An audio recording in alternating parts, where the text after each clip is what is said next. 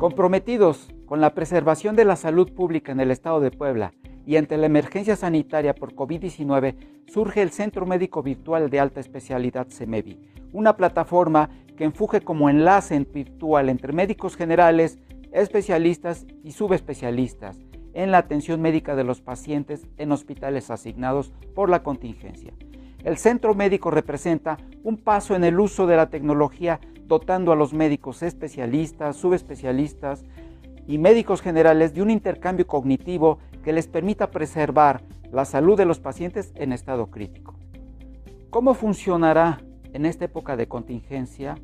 A través de esta plataforma, los profesionales de la salud asesorarán, asistirán y guiarán de manera remota a médicos que atiendan de manera directa a pacientes diagnosticados por COVID-19. Existen dos presentaciones para hacer más ágil, más amigable su uso. La primera es una plataforma web para su uso en PC y laptop. La segunda es una aplicación para su uso en tableta y teléfonos móviles. Con esto, todos los médicos podrán usar la aplicación desde su celular, ya que no se requiere de una gran inversión para su instalación.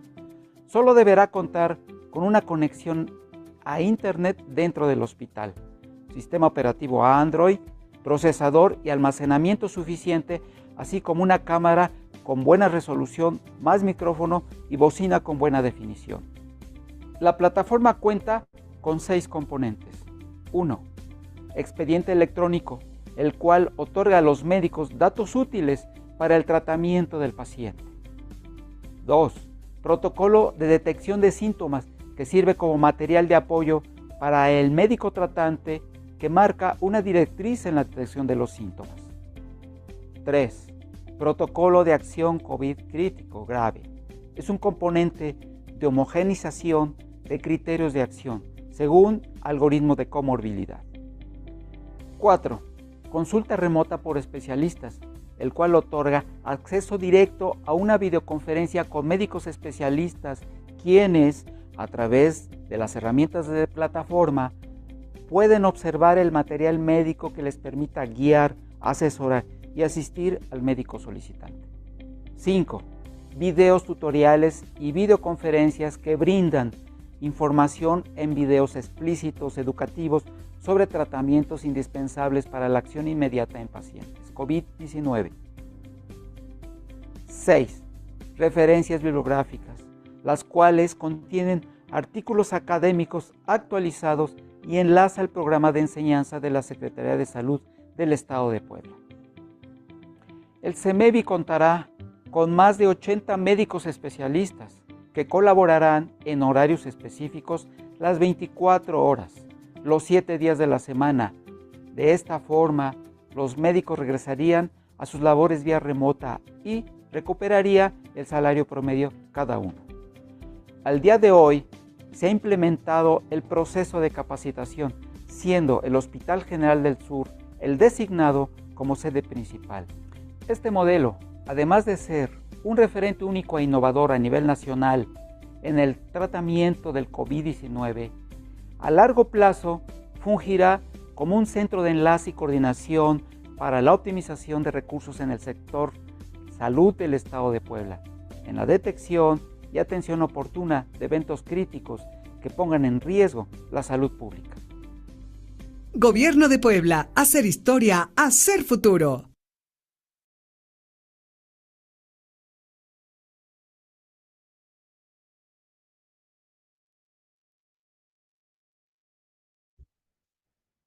Buenos días.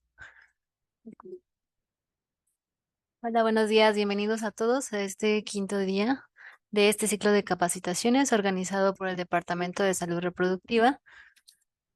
Hoy vamos a tener dos muy interesantes ponencias. La primera es parto eutóxico, atención de parto podálico inminente, distocia de hombros, manejo de inversión uterina. Como primer ponente nos va a acompañar el doctor Juan Ahmed Cruz Santiago. Él es egresado de la Escuela Médico Militar, especialidad en ginecología y obstetricia por el Hospital Central Militar, teniente coronel médico cirujano, diplomado en colposcopía y en ultrasonido. expresidente del Colegio de Ginecólogos y Obstetras del Estado de Puebla, médico certificado por la Federación Mexicana de Ginecología y Obstetricia, jefe de servicio en hospitales militares de Puebla, Chihuahua, Tampico, Tamaulipas y actualmente médico adscrito al Hospital General de Cholula. Bienvenido, doctor.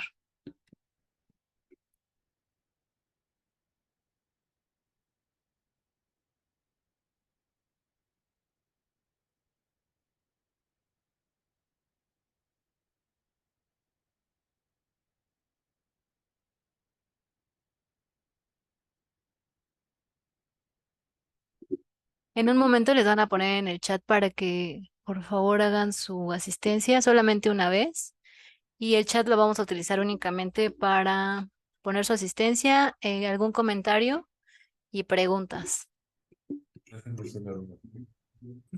Hola, ¿qué tal, Mira? Muy buenas tardes. Muy buenas tardes a todos. Creo que están en todo el estado, ¿no? Tenemos aproximadamente más de 108 conectados hoy en día. Bueno, como ya lo comentó la doctora Viviana, soy el doctor Juan Ahmed Cruz Santiago y hoy vamos a tener unos temas bastante importantes, ¿no? Sobre la atención del parto tóxico, el parto pélvico, la distosia de hombros y la otonía uterina. En realidad son temas muy importantes que realmente como ginecobstetras no quisiéramos que nos se presentara en algún momento, porque es una complicación que realmente, inclusive como obstetras, debemos de tener cierta experiencia para atender ese tipo de situaciones. Y más ustedes que están en un área, a lo mejor algunos están en hospitales, otros en un área rural, y presentarse en este tipo de situaciones, pues hay que rezarle. Si son creyentes, pues yo creo que sí le rezan un poco a la Virgen cuando tienen una situación de estas. Espero, ¿sí me están escuchando todos por ahí? ¿Sí se escucha bien? ¿Estamos en Sí, línea bien? doctor, le escuchamos perfecto. Bueno, a veces este tipo eh, de pláticas pierde un poco el contacto con la gente a lo que le estamos dando. Si tienen alguna pregunta, alguna situación, ahí la manita y con gusto vamos a ir resolviendo las preguntas que vayan teniendo. Con esos temas que nos pidieron que platicáramos el día de hoy, inicialmente había iniciado con unas diapositivas sobre la atención del parto pélvico, el parto tóxico, la distosia de hombros y todo.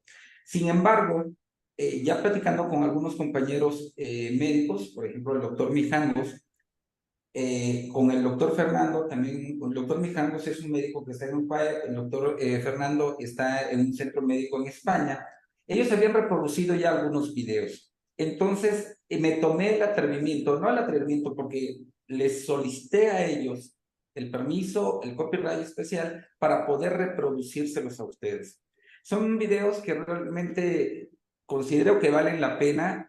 Después, más tarde, les daré las páginas en donde ustedes se puedan registrar para que puedan ver todas las situaciones que se puedan presentar en este tipo de situaciones obstétricas, ¿no? En un parto distóxico. Sin embargo, hay diferentes temas, ¿eh? Pueden ver otros temas ahí, cáncer ovario, masa anexial, embarazo ectópico. Muchos de los temas, al final les voy a dar las páginas. Los videos que voy a reproducir se tienen ya autorizado por los organizadores, los que elaboraron estos videos, pues no estamos cayendo en una situación de violación de copyright y todo esto. Se lo vamos a ir reproduciendo. Si alguien tiene duda en el momento de alguna reproducción que hace la mano, paramos el video o al final tenemos una situación de preguntas y respuestas. Vamos a empezar con nuestro primer video y vamos a ver. Bueno, este es, ya lo comentó la doctora en una parte de mi currículum. Sí, por favor. Y esos son los temas que vamos a estar dando, ¿no? Parto tóxico, atención del parto podálico, distosia de hombros y manejo de la inversión uterina. Iniciaremos con el primer tema.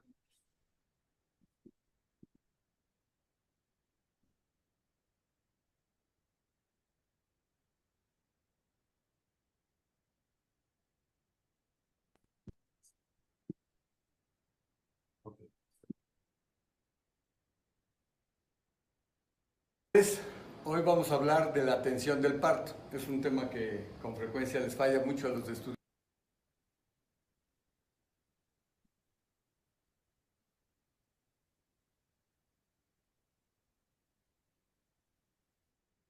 Tenemos alguna situación aquí con el audio, permítanme.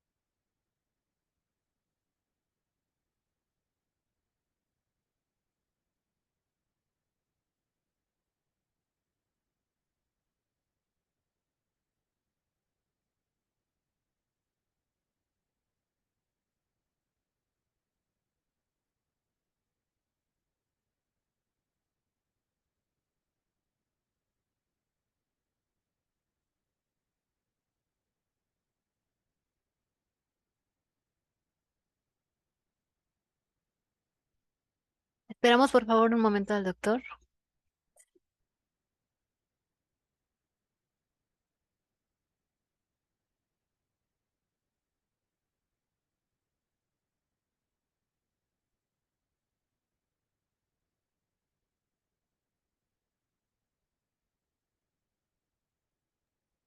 Tenemos una situación, denos un momentito, por favor. Vamos a compartir los videos desde otro equipo porque aquí no nos está permitiendo reproducir el sonido.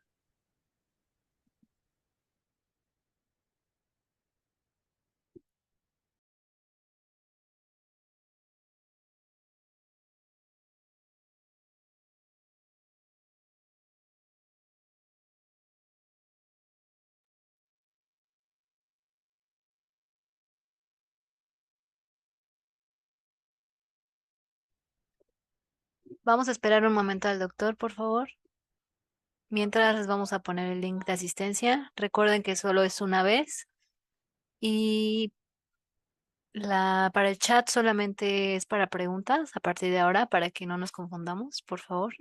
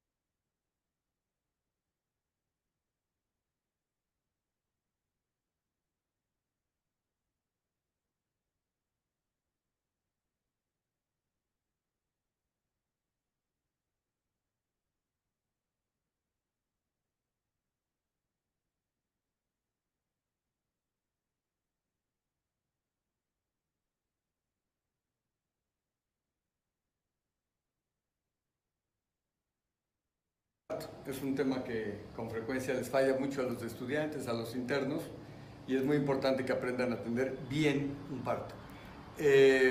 Por favor, hagan caso omiso a las medidas de asepsia y antisepsia. Como ven, estoy sin bata, pero no es con el fin de hablar de eso, sino de ver cuáles son las maniobras que ustedes tienen que hacer cuando se atiende el parto. Para empezar, cuando ya la vamos a pasar a la paciente a la sala de expulsión, vamos a observar que la cabeza ya está en directa. Cuando nosotros separamos los labios, vemos ya la cabeza en directa, ya la vemos ahí en la inmediatez, pero todavía queda un espacio de vagina libre. Entonces pedimos que la pasen a la paciente, la colocamos en la posición adecuada, que fundamentalmente es que las nalgas de la madre rebasen holgadamente el borde de la mesa, como lo estamos viendo acá, y las piernas bien colocadas en hiperextensión. Entonces, cada vez que la paciente tenga una contracción, nosotros vamos a deprimir suavemente la vagina y le vamos a pedir que puje la paciente, y en cada pujido vamos viendo cómo va descendiendo, cómo va bajando la cabeza. Cuando desaparece la contracción, la cabeza tiende a regresarse un poco, pero ya no va como estaba antes de que pujara la vez anterior.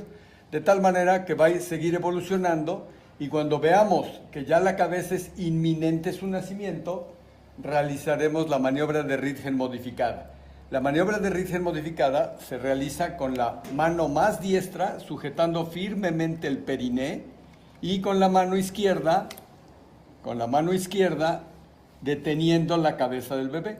Esto es con el objeto de que el nacimiento de la cabeza sea lento y suave, como lo están observando ustedes. Así debe nacer la cabeza de un bebé. Despacio, lento, suave, para evitar desgarros. Lento y suave.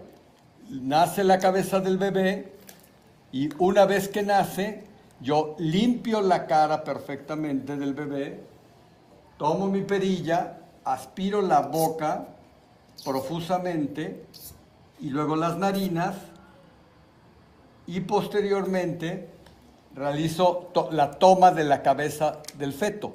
La cabeza del feto se toma como lo están viendo ustedes en este momento, en forma simétrica y con toda mi mano, dedos, palma de la mano, sosteniendo firmemente toda la cabeza del bebé.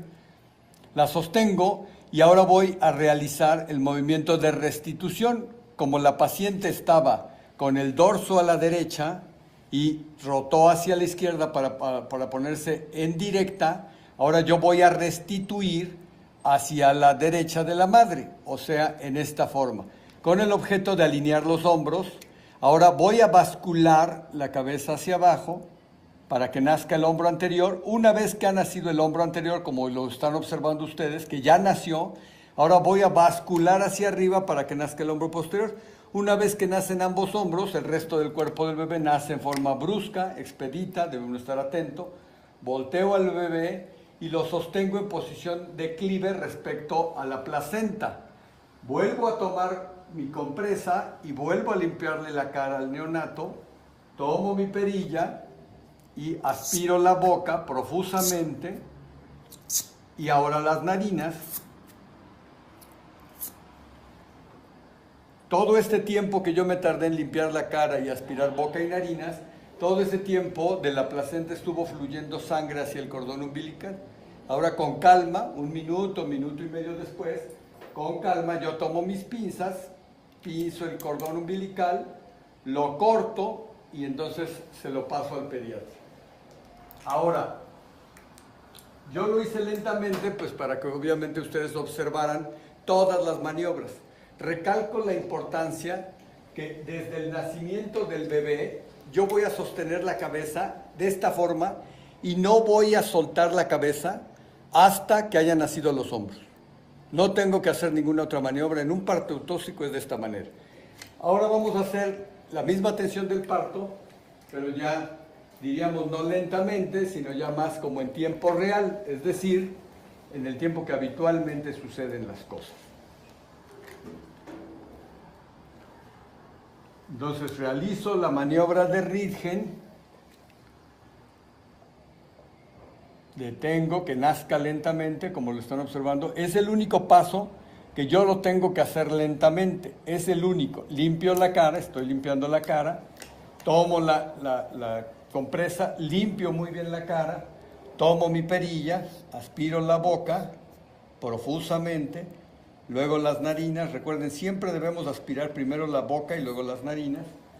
Como les dije, tomo en forma muy simétrica mi cabeza, la restituyo hacia la derecha de la madre, basculo hacia abajo para que nazca el hombro anterior, ahora hacia arriba. Ya que nacen los hombros, el resto del cuerpo del bebé nace rápidamente. Lo sostengo en posición declive respecto a la placenta, vuelvo a limpiar la cara, vuelvo a aspirar las secreciones, de nuevo profusamente la boca 3 o 4 veces, hasta que prácticamente ya no salga nada, y ahora la nariz. Y entonces, con calma, después de un minuto, minuto y medio, piso el cordón, la distancia entre el vientre del feto y la vulva, lo corto y entonces se lo paso al pediatra. Y eso es todo lo que tendríamos que decir. Entonces el estudiante de medicina debe aprender a mecanizar estos movimientos. Es relativamente sencillo. Maniobra de Röntgen modificada,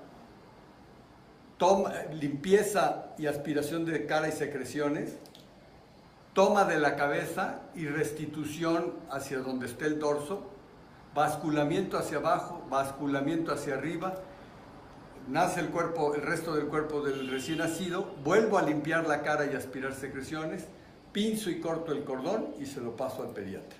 Eso es todo lo que tendríamos que decir respecto a la atención del parto. Como vieron ustedes, en ningún momento cambiaron mis manos de posición desde que nació hasta que desde que nació la cabeza hasta que nació el resto del cuerpo del bebé. Un punto muy importante es que el único movimiento que nosotros vamos a hacer que sea muy lento es el nacimiento de la cabeza del bebé, porque con frecuencia el resto de los movimientos el feto los realiza solos. Entonces van a atender un parto y muy comúnmente esto que ustedes vieron que yo me tardaba un minuto, minuto y medio, en la vida real nos tardamos 2 segundos, pero no quiere decir por esto que no deben realizar estas maniobras.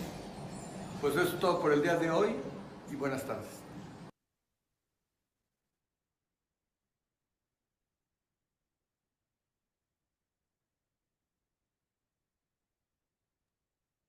Bueno, disculpen, algunas fallas técnicas que teníamos, doctora Viviana, pero espero que hayan escuchado bien parte del video. ¿Sí me escucha? Sí, sí, doctor, escuchamos muy bien el video. Perdón, es que fue alguna situación aquí, estamos aquí desde el centro médico virtual, alguna situación pasó por ahí. Esto es, primero es la presentación del parto tóxico con el doctor Mijangos, que más tarde les voy a dar las páginas. Vamos a empezar. ¿Por qué la atención del parto tóxico? Ustedes tienen que saber primero qué es lo que tenemos que hacer en toda situación de un parto normal. Obviamente, muchos de ustedes ya traen un entrenamiento dependiendo de los hospitales donde hayan estado, en donde hayan rotado. Y pongo muchas de estas situaciones, por ejemplo, la maniobra de Ringer modificada, por supuesto que la manejan perfectamente bien, ¿no? Entonces, esto es en una situación en donde todo es autóxico, todo es muy bonito, llega la paciente, el trabajo de parto, la revisan, la colocan y obtenemos un producto 99 de Apgar sin ningún problema. Esto es lo que esperamos normalmente en todo. Sin embargo, bueno, pues a veces hay situaciones en donde pues la segregación de cortisol pues se va a elevar, ¿no? Y le decimos a la serotonina, oye, serotonina, métele nitro, ¿no? Para aliviarnos y para ponernos las pilas en las situaciones en donde se nos puede complicar un parto. Vamos a seguir el tema y luego vemos cómo es la atención de un parto. En realidad, este video es por el doctor Fer, que ustedes también lo pueden ver en una página que es de Aula de Ginecología, aulaginecología.com, en donde lo pueden revisar todas las veces que ustedes quieran, ¿no? Bien, ahí vamos a tomar 2 videos de acá. Vamos a ver sobre la atención del parto podálico. El tema decía parto podálico ya inminente, es decir, ya cuando les llega, obviamente, en el centro de salud, en el hospital, ya de nalgas y todo, le preguntaban, oye, ¿y cómo lo vamos a atender? Y la respuesta, y aunque parezca broma, es como se pueda. Es decir, ¿tiene que salir? Sí, por supuesto, y si se atora, se va a atorar, y se va a atorar ahí. Si ya les llegó en expulsivo, pues ya prácticamente cómo atiende un parto podálico, pues ahí van a aprender y lo van a sacar porque lo tienen que sacar. Sin embargo, esto es un parto podálico prácticamente lo que deberían de hacer prácticamente programado, ¿no? Pero es así como se debería de atender un parto podálico. Vamos a ver los pasos propiamente. Entonces, vamos a continuar con el siguiente video y posteriormente vamos a comentarlo. Adelante, por favor, Carla.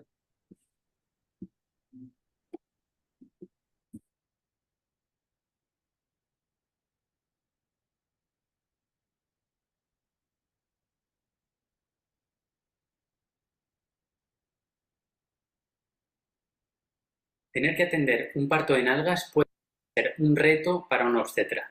En el vídeo de hoy vamos a explicar paso a paso cómo atender este tipo de partos.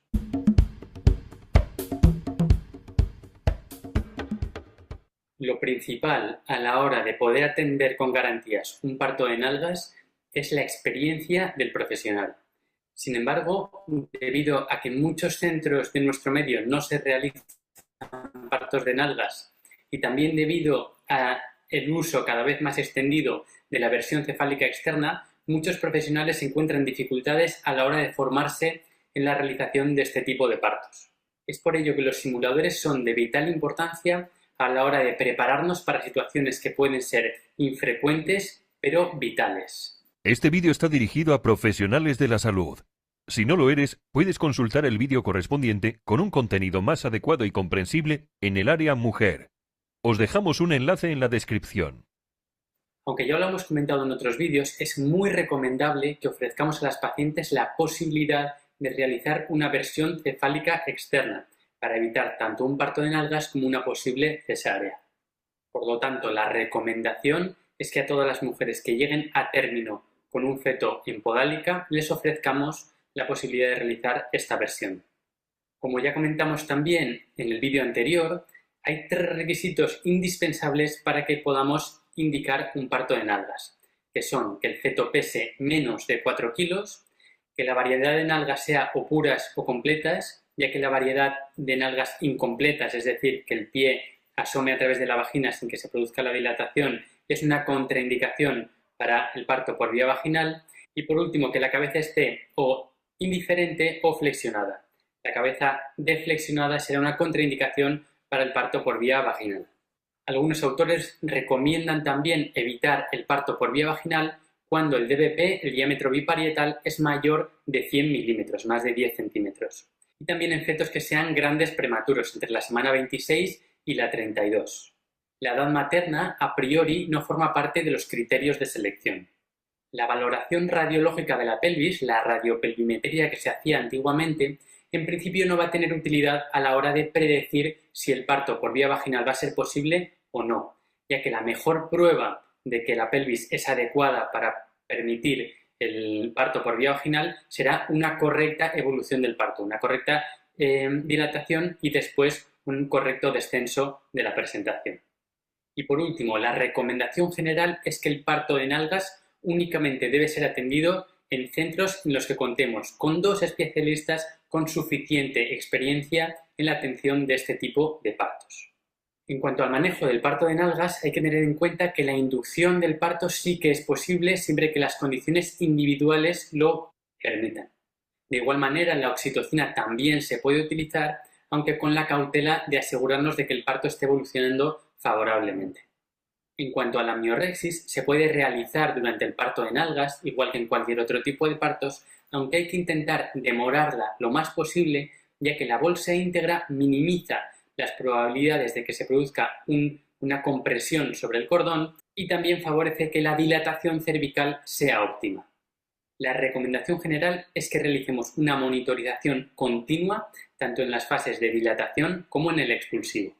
La analgesia neuroaxial, la epidural, se puede utilizar igual que en cualquier otro tipo de parto, pero además debemos recomendarla con especial énfasis porque en el parto de nalgas es más probable que sean necesarias algún tipo de intervención o algún tipo de maniobra y por tanto será muy recomendable que la paciente tenga una correcta analgesia.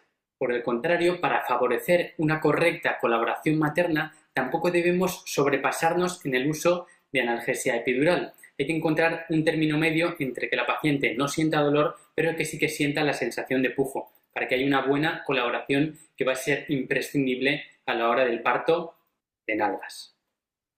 Aunque la determinación de pH de sangre capilar no ha demostrado ser un buen indicador de bienestar fetal, en teoría, aunque la realidad es que casi ningún obstetra lo hace, en teoría se podría realizar un pH en cuanto a los tiempos en la dilatación. Sí que recomendamos ser un poquito más severos a la hora de indicar una cesárea en un parto por vía vaginal. Cuando la dilatación cervical se detiene durante 2 o más horas, la recomendación general es que acudamos a una cesárea. Y en cuanto al periodo expulsivo, también vamos a ser un poquito más severos. Realizaremos un expulsivo pasivo como mucho de 1 hora y media y un expulsivo activo en la fase de pujos de como máximo 1 hora. Si en este tiempo el expulsivo no avanza correctamente, lo normal es que recurramos a una cesárea. Lo más importante a la hora de atender el expulsivo de un parto de nalgas es que tenemos que tener muy claro que el obstetra no tiene que hacer ninguna maniobra hasta que sea capaz de visualizar la escápula fetal. Lo repito, no vamos a hacer nunca ninguna maniobra hasta que seamos capaces de visualizar la escápula del feto. Cualquier intervención antes de ese momento puede producir que el feto extienda la cabeza, produciendo o facilitando que se produzca una distocia de cabeza última, porque no va a ser capaz después de salir la cabeza, o que el feto extienda un brazo, produciéndose lo que llamamos un brazo nucal, que nos va a dificultar después poder sacar el bracito del bebé. Por tanto, muy importante, lo repito, que no realicemos ninguna maniobra hasta que el feto no haya mostrado la escápula. Esto es porque durante el parto de nalgas el feto se convierte en un cilindro, lo que llamamos el cilindro fetal, y si maniobramos sobre el feto antes de tiempo se puede deshacer este cilindro fetal. La única intervención permitida antes de que veamos la escápula va a ser introducir los dedos en las ingles del feto cuando veamos que el feto está rotando a dorso posterior. Es importante que durante el parto de nalgas el dorso, la espaldita del bebé, esté en la cara anterior, es decir, que la estemos viendo todo el rato. Si vemos que durante el expulsivo el feto está rotando al revés, es decir, se está yendo hacia dorso posterior, podemos colocar los dedos índices en las ingles del bebé para favorecer que vuelva a dorso anterior. Esta va a ser la única maniobra que vamos a realizar hasta que veamos aparecer las escápulas.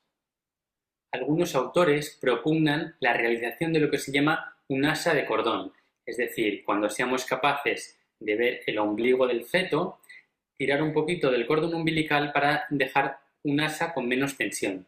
En teoría, aunque no se ha demostrado que mejore los riesgos obstétricos, esto es para minimizar el riesgo de compresión sobre el cordón umbilical.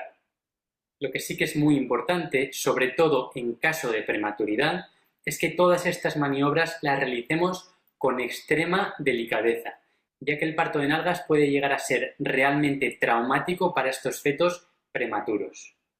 La primera maniobra que vamos a realizar es la maniobra de Rojas, que la utilizaremos para extraer los brazos del feto. Para realizarla tomaremos al feto por los muslos y apoyaremos los pulgares o sobre el sacro o sobre las espinas ilíacas posterior-superiores. Utilizamos esta referencia para evitar presionar directamente sobre el abdomen del feto y lesionar algún órgano. Realizaremos entonces una tracción progresiva pero firme y la dirigiremos hacia el suelo, hacia inferior y hacia lateral, a la vez que rotaremos el feto sobre su eje ventral. Con esto conseguiremos que el hombro contrario hacia el lado que estamos tirando se convierta en el hombro anterior, facilitando así su extracción. Cuando ya podamos ver, al menos parcialmente, el hombro anterior, el contrario hacia el lado que estamos tirando, ayudándonos de los dos dedos índices, los introduciremos en la vagina, protegiendo el húmero del feto y delicadamente traccionaremos hacia abajo para extraer el brazo anterior. Es posible que uno de los dos brazos nos resulte más difícil de extraer. Si este es el caso, en el primer brazo que hemos intentado extraer, realizaremos la maniobra hacia el otro lado para anteriorizar el brazo contralateral y realizaremos la misma maniobra sobre este brazo. Una vez hayamos desprendido uno de los dos brazos, realizaremos la maniobra otra vez contraria y sacaremos el brazo contrario, el brazo contralateral. Hay que recordar que esta maniobra no se realiza tirando únicamente hacia el lateral de la madre, sino que hay que realizar una tracción hacia distal, hacia abajo, hacia lateral y rotando al feto. Repito, hay que tirar un poquito hacia abajo, hacia distal, hacia lateral y rotando en el eje ventral del feto. En ocasiones, uno o los dos brazos se pueden quedar arriba en lo que llamamos un brazo nucal, que puede llegar a ser una complicación que vamos a comentar un poquito más adelante. Una vez hayamos conseguido desprender los dos brazos, procedemos a realizar la maniobra de Morisot, que está encaminada a desprender la cabeza fetal. Esta maniobra consiste en hacer acabalgar al feto sobre el brazo, normalmente sobre el brazo no dominante, y se introducen los dos dedos índices a través de la vagina, con la intención de buscar la boca del feto, y esto nos va a facilitar la flexión de la cabeza y que no se produzca una deflexión de la misma. Por posibles accidentes durante este procedimiento, algunos autores prefieren apoyar los dedos en lugar de dentro de la boca sobre el maxilar superior o sobre las eminencias malares. Es importante que a la hora de desprender la cabeza fetal, ésta esté bien flexionada y orientada hacia occipito anterior. Una vez que nos aseguramos de la correcta rotación de la cabeza fetal, ejerceremos presión con la mano dominante sobre los hombros del feto hacia abajo y hacia distal. Es importante destacar que esta tracción la realizaremos con la mano de arriba y no con la mano que tenemos sobre la boca del feto, porque lo podemos lesionar. Una vez que podemos visualizar el occipucio del feto y no antes, cambiaremos la dirección de la tracción, que estaba siendo hacia inferior y hacia distal.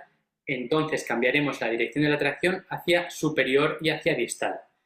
Es importante que mediante los dedos que tenemos dentro de la boca del feto mantengamos un poquito la tracción para evitar que la cabeza se deflexione, para que se mantenga en todo momento bien flexionada. Algunos autores recomiendan, en lugar de realizar la maniobra de Rojas y de Morisot, realizar únicamente la maniobra de Brach. Esta maniobra también la debemos realizar una vez podamos visualizar las escápulas del feto. Es entonces cuando tomaremos al feto con las dos manos para que las palmas queden sobre el dorso fetal y los pulgares sobre el abdomen del feto, sobre los muslos más bien del feto. Después se procede a bascular el cuerpo fetal sobre el abdomen de la madre en una única maniobra. Se recomienda acompañar esta maniobra junto con una presión suprapúbica para favorecer el desprendimiento de la cabeza fetal. En ocasiones puede ocurrir que uno o los dos brazos del feto se queden retenidos por detrás de la cabeza, en lo que denominamos un brazo nucal.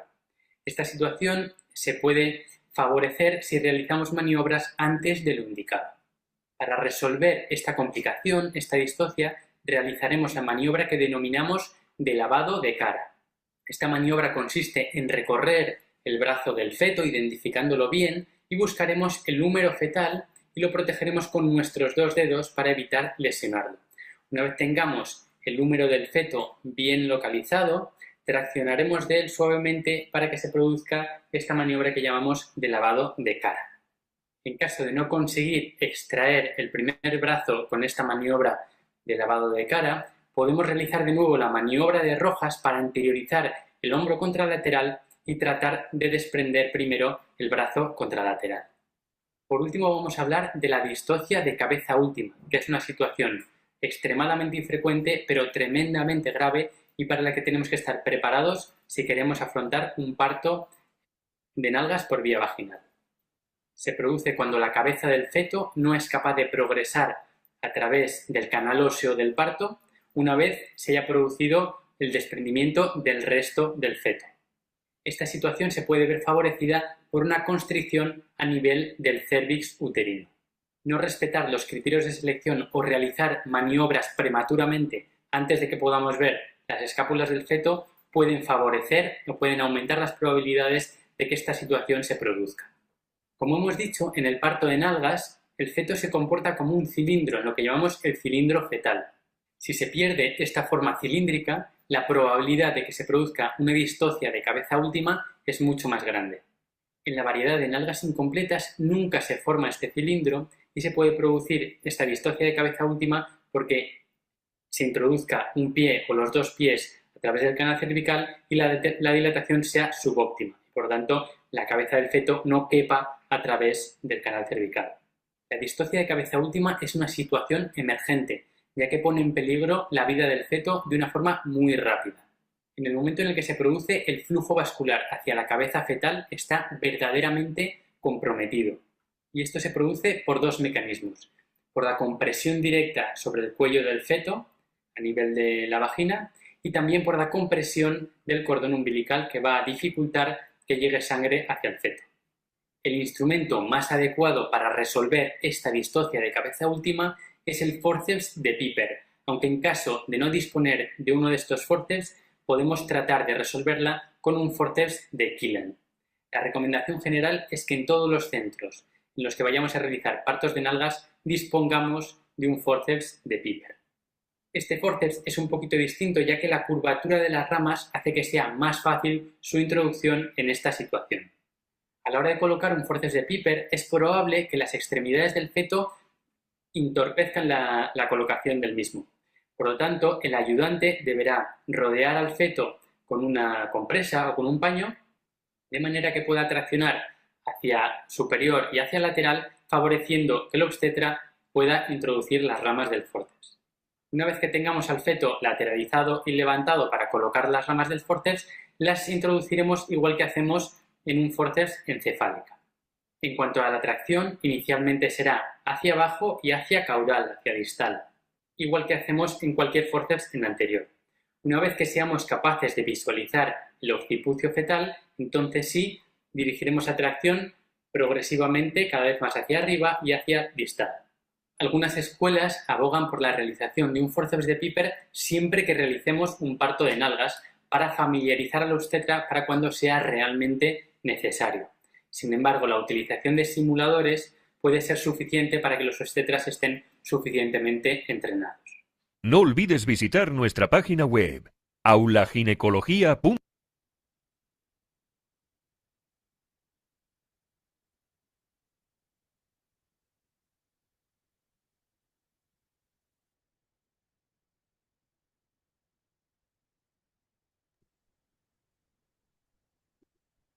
A veces sí me gustaría este tipo de pláticas, tener un poco más contacto directo con cada uno de ustedes, porque se puede desarrollar muchas preguntas al momento de estar presentando cada uno de estos videos, ¿no?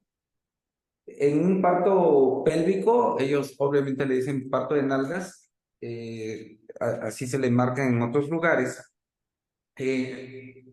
Sí es una situación bastante complicada, se debe tener cierta experiencia, hay muchos obstetras todavía que le temen todavía, más aún estando en un servicio social. Yo considero que eso es una complicación en donde sí se nos complica un poco la atención del parto. Debemos recordar algunas maniobras que sí necesito que ustedes lo revisen también, ¿no? Desde, bueno, el Ringe modificado, que para la atención del parto normal, en la atención del parto podálico, el pélvico, siempre recuerden la maniobra de Rojas. Yo siempre uso la maniobra de Branch, que es la de voltear completamente al bebé. Esa es una maniobra muy buena. Y aparte la de lavado de cara, eso siempre lo hacemos para liberar nosotros el hombro y el bracito, ¿no? Siempre metemos nuestras manos y liberamos suavemente para evitar una fractura ahí en el brazo. Algo que quería yo parar ahí el video cuando mencionó sobre los forceps de Piper. Realmente también hoy en día muchos de los forceps los aplicamos ya de cierta forma ya cuando llegó un periodo expulsivo y que haya una detención secundaria ahí de la cabeza. Cabeza última le llamamos, ¿no? Entonces usamos los forceps de Piper.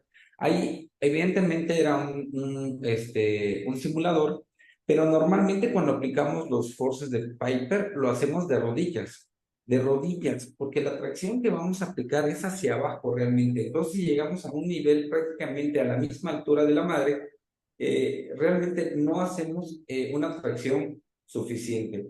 Entonces, lo que hacemos cuando aplicamos los forceps de Piper es aplicarlo, pero de rodillas, para que podamos nosotros jalar hacia abajo inicialmente y posteriormente nos vamos reincorporando. Eso sería alguna de las situaciones.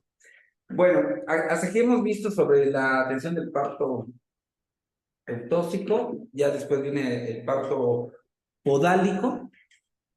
Vamos a meternos ahora sobre el tema de distocias de hombro, que también es un tema que es muy importante que sepan qué es la distocia de hombro y cómo lo pueden resolver de una manera rápida. Recuerda que tienen un tiempo, una vez que se haya expulsado la cabeza y que está detenido, ustedes tienen que actuar en forma rápida, ¿no?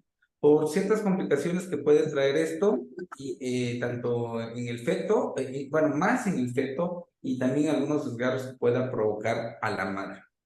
Vamos a pasar al siguiente video, que es la de distocias de hombro. A ver si me ayudan acá, por favor.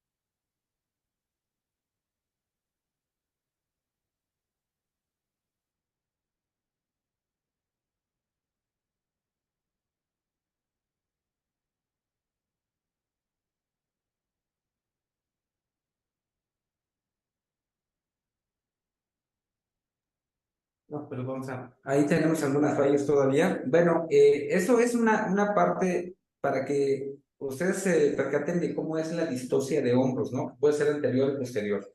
Ahora vamos a ver el video completo sobre la tensión de distocia de hombro. ¿Sí? Ok.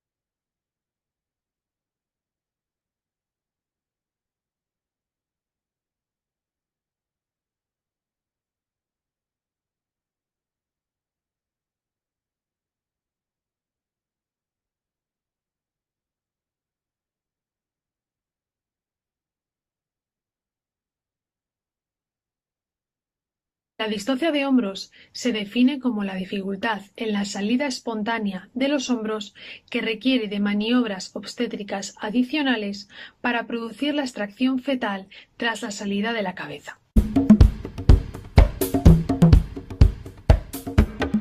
Hola, hoy vamos a hablar sobre distocia de hombros.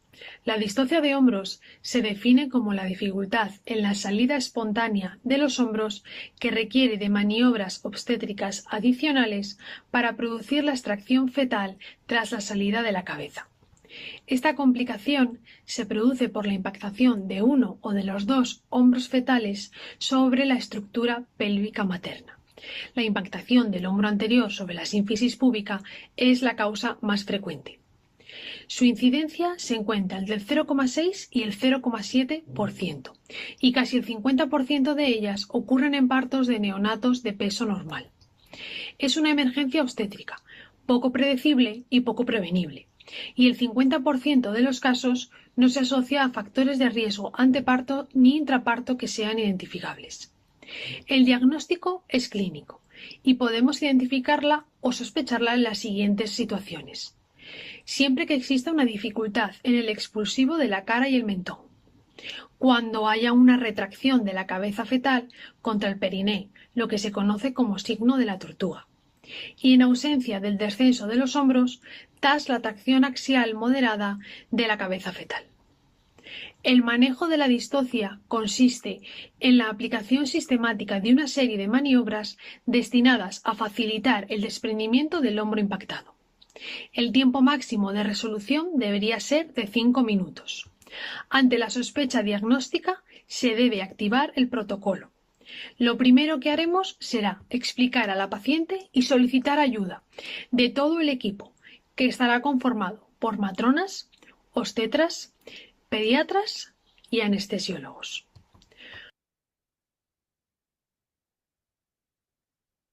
Bueno, aquí quiero que oigan ahí un poco. En España y en algunos países todavía es muy frecuente el uso de matronas, ¿no? Madronas, que prácticamente son, aquí realmente la que hace ese papel es con nuestro personal de enfermería, el obstetra, personal de enfermería, pediatría y anestesiología. En eso es lo que se activa el protocolo. En muchos de los hospitales tenemos el código oro, que es lo que activamos. Vamos a seguir con la plática, ¿eh?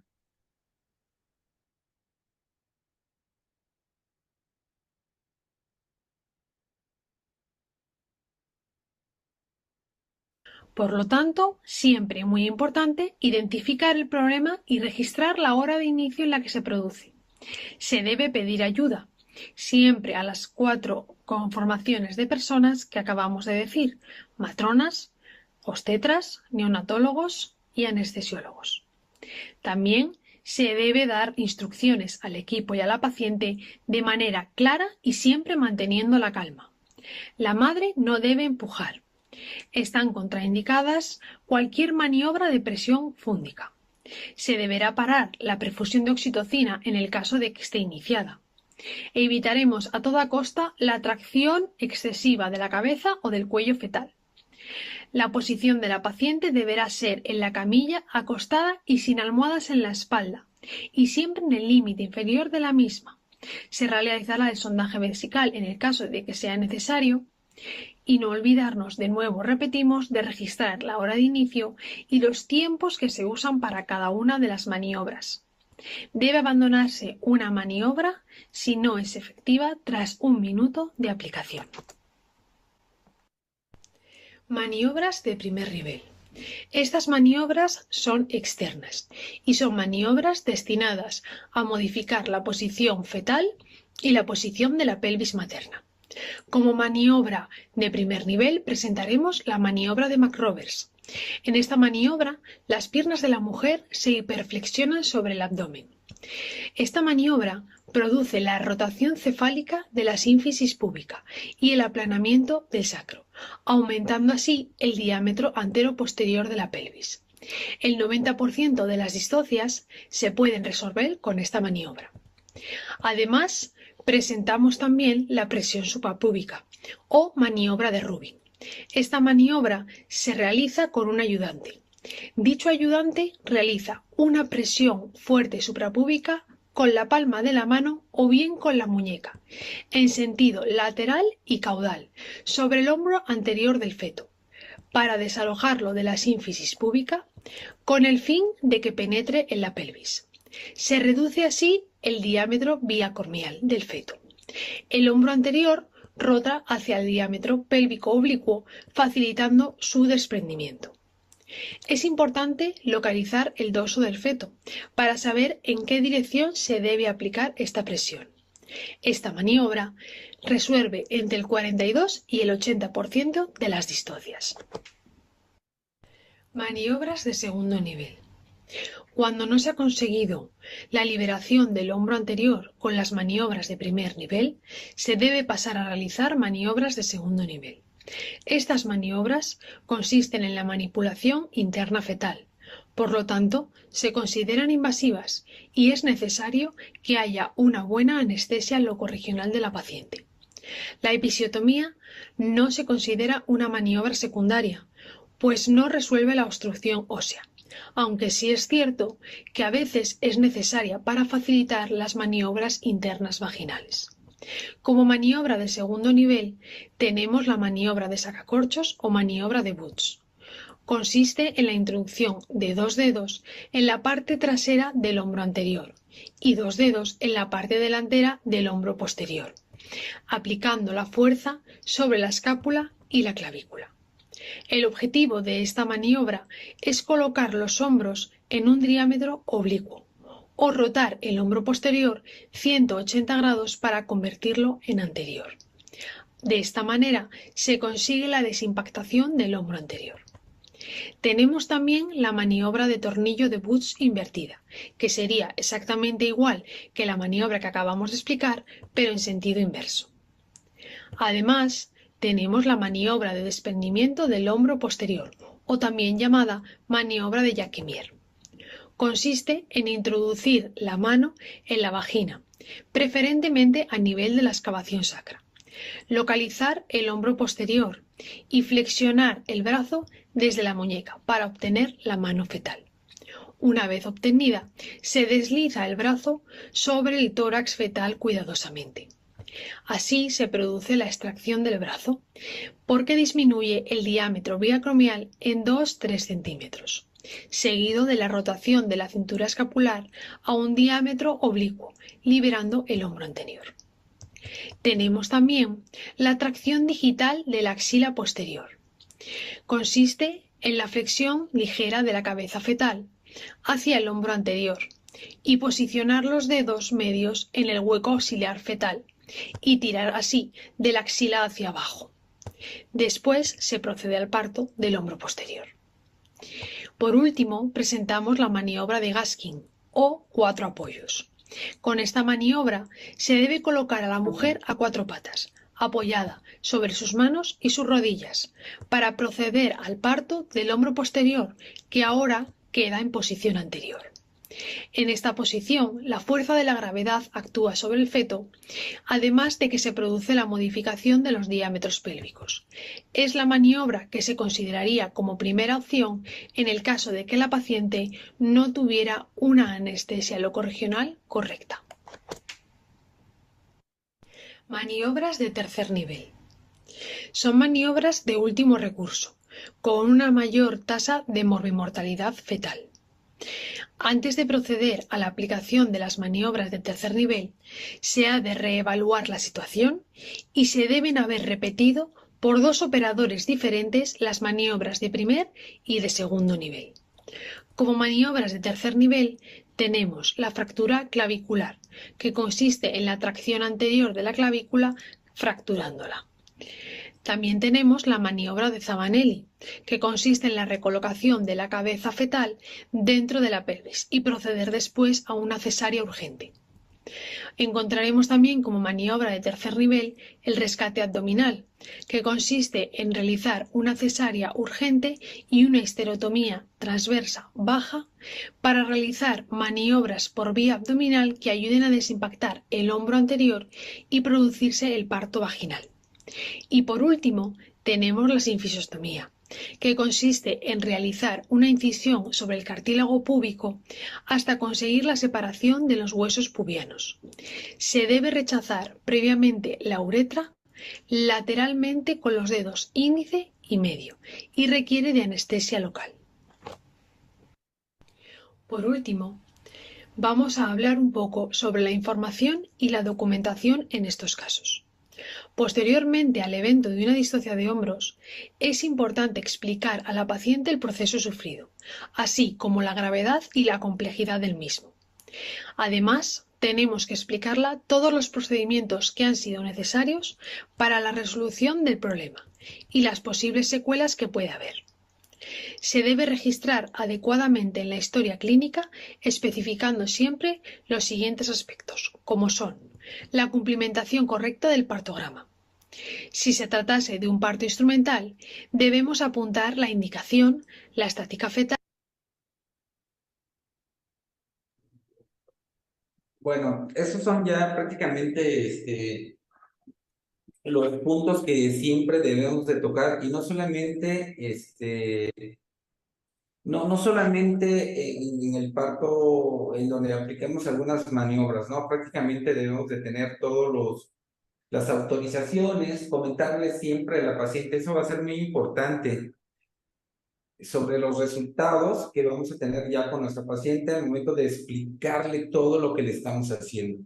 Muchas veces, muchos de nosotros, por la premura, por el estrés que estamos segregando, no le comentamos nada a la paciente y prácticamente pedimos los forceps. Ya cuando siente la paciente, ya es que ya tiene atorados los forceps, ¿no?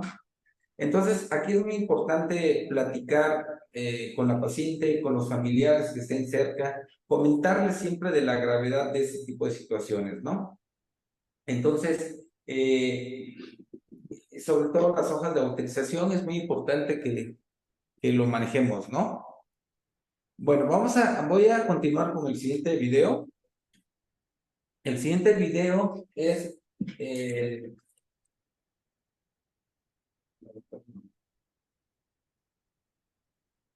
el siguiente video es de inversión uterina, vamos con ese tema.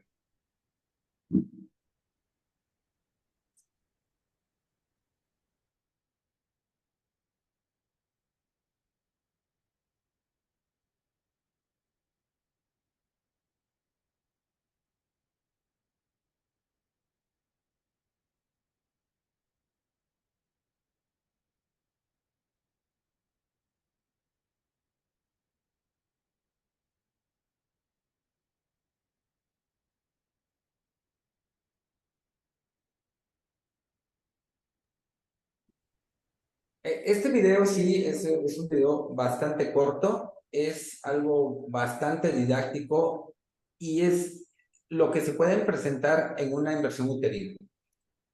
La cuestión es aquí la actuación de manera rápida de cada uno de ustedes. ¿Sí? Ahí es donde les decía al principio, ¿no? Que le digan a la serotonina que le pongan nitro para que ustedes se relajen. Porque al momento que tengan una situación de estas, es muy importante que actúen rápidamente. Van a vernos el video y luego les explico algo más, ¿va?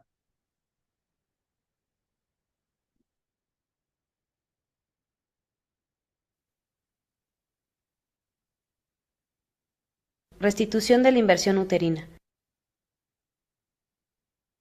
Para esta técnica se usará un maniquí y un útero hecho de tela. Puede pasar que al salir la placenta el útero pueda voltearse y salir por el conducto vaginal. Es necesario ponerlo en su lugar bajo la siguiente técnica. Nos colocamos guantes estériles y con el puño cerrado se empujará el útero a través del conducto vaginal hasta colocarlo en el lugar que le corresponde.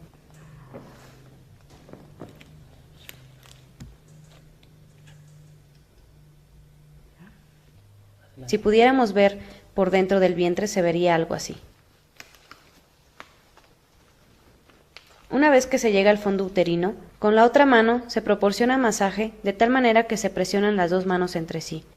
Esto se realiza de 5 a 10 minutos hasta que se note firmeza en el útero. Así se vería la mano cuando reacomoda el útero y realiza estos movimientos.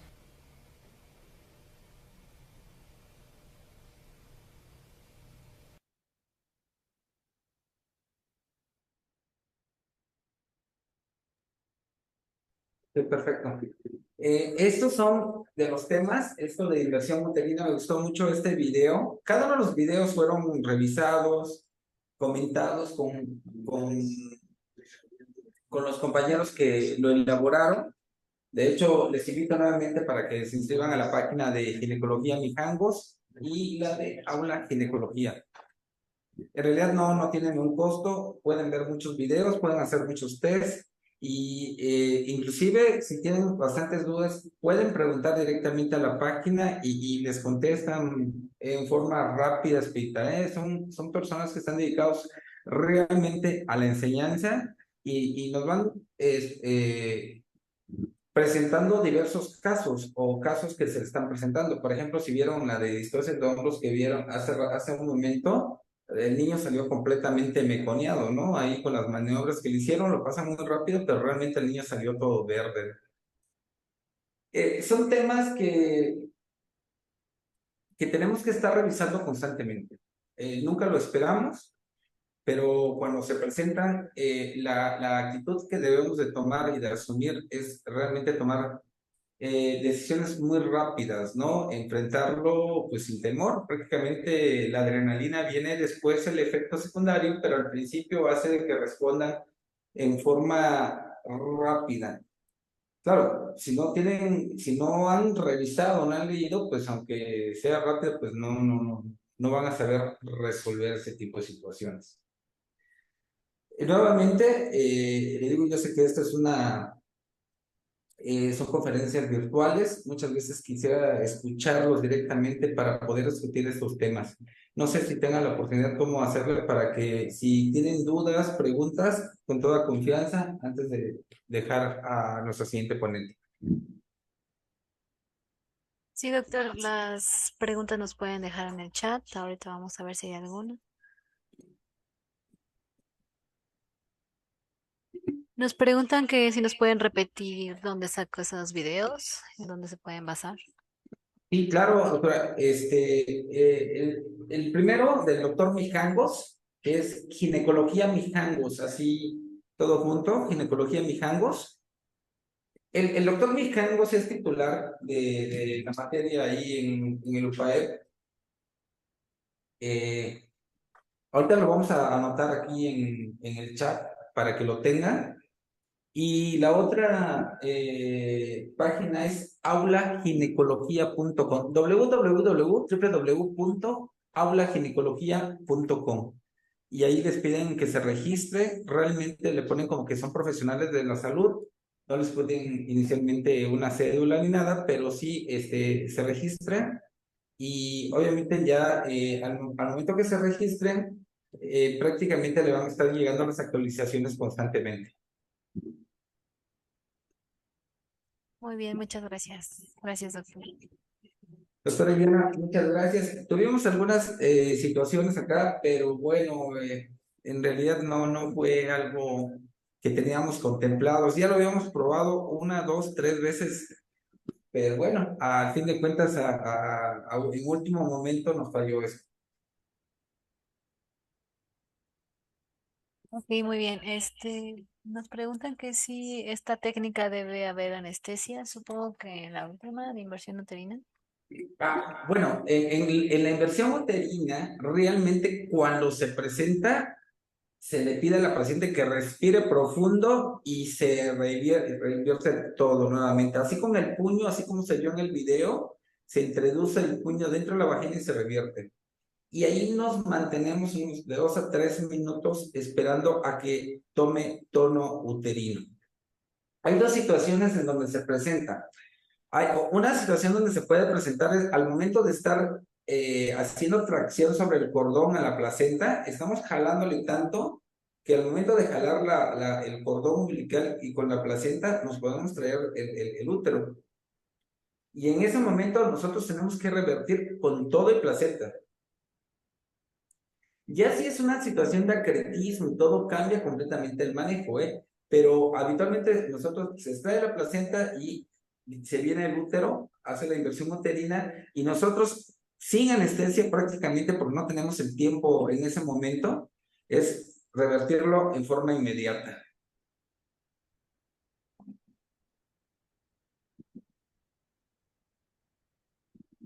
Dice...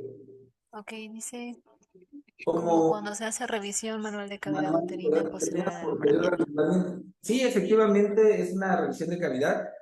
Fíjense que hoy en día yo no recomiendo tanto ya la revisión de cavidad, al menos que tenga alguna situación como una cesárea previa o que estemos pensando ahí en una retención de restos. Es muy común en todos los hospitales de la Secretaría que todo metemos siempre la mano y es una molestia para los pacientes. Son técnicas que ya no lo tenemos que hacer en forma rutinaria.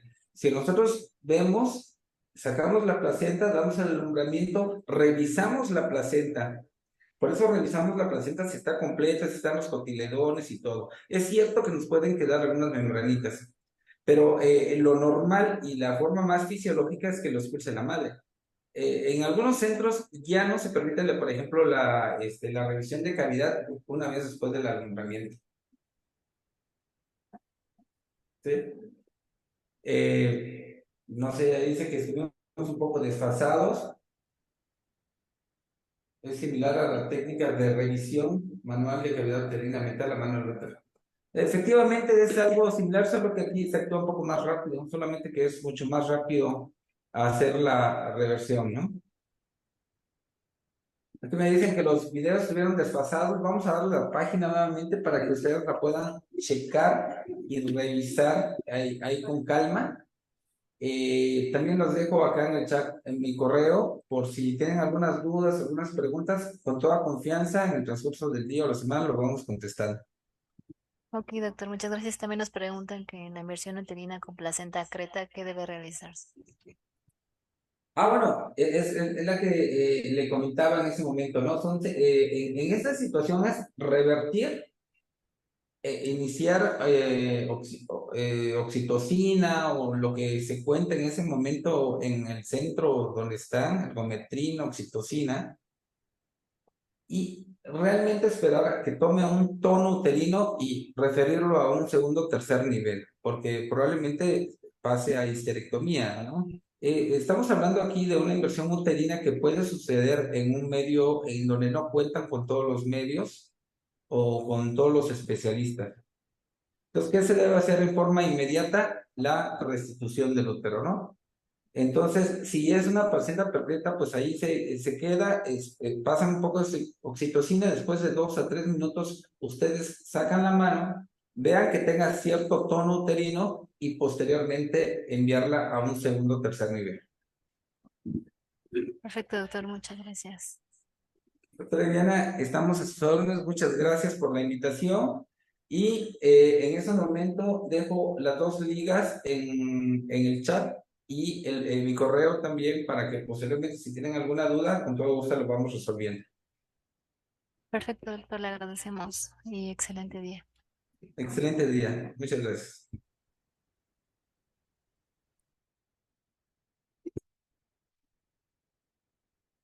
Vamos a continuar, por favor, con salas de labor de parto y recuperación. Nos acompaña la maestra Mercedes González López. Ella es licenciada en Enfermería y Obstetricia de la Facultad de Enfermería y Obstetricia de la UNAM.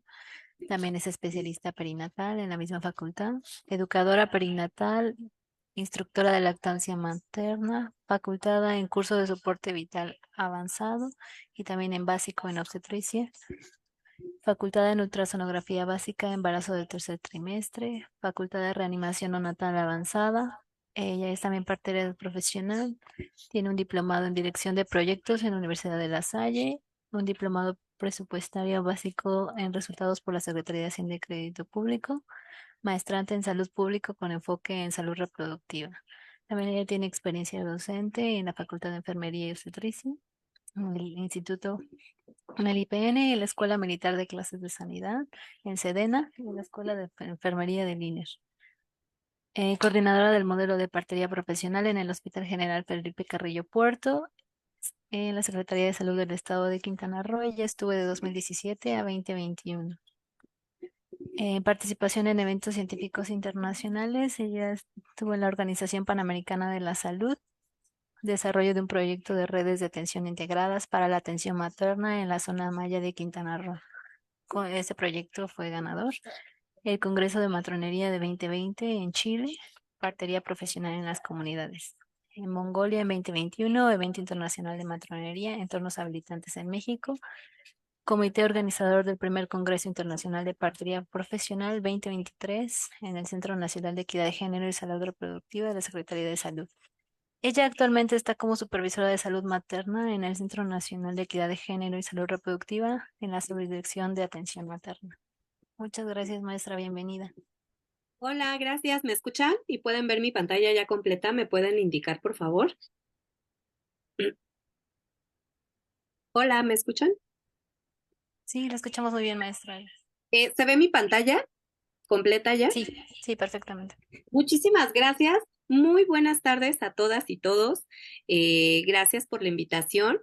En el Centro Nacional de Equidad y Género y Salud Reproductiva nos motiva mucho que nos inviten a compartir con algunos temas. Y bueno, pues reciban un cordial saludo de la directora general del Centro Nacional, la actuaria Yolanda Varela, y por supuesto del subdirector de Atención Materna, el doctor Juan Ismael Islas Castañez.